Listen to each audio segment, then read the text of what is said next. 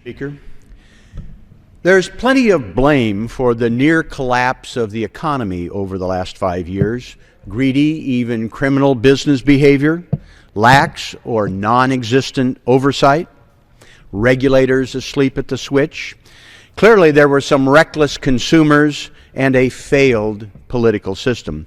But as instructive as the post-mortem might be, it's more important to avoid a repeat performance. What should we do? I would suggest we simplify, regulate, and prosecute.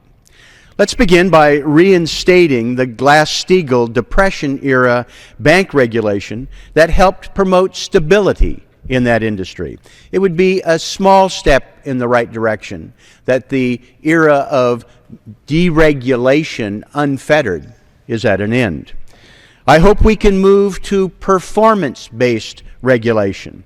The Dodd-Frank bill had many important and valuable features, but I fear that it is at risk of becoming a bureaucratic nightmare. We do need to regulate. The cozy, light-touch, genteel, some would say diffident approach that assumes that the gentle people in the financial industry will self-police must be a thing of the past.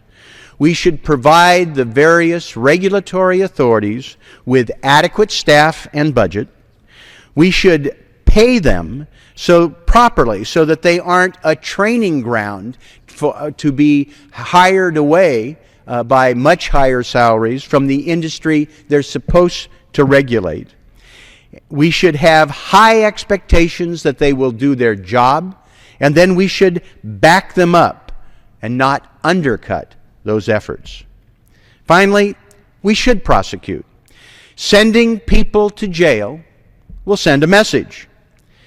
All of the people in American prisons collectively have not stolen as much with guns as the American public, our pension funds, our businesses lost in the near meltdown of the economy. Every time somebody illegally profits from a financial transaction, somebody else loses. Crooks, whatever the color of their collar, should be held accountable. To make this happen, the public needs to focus some of their frustration to make this an issue in the election. At a time when politicians and special interests are making strange and outrageous noises, here's a real issue for them to address. Gentleman's time.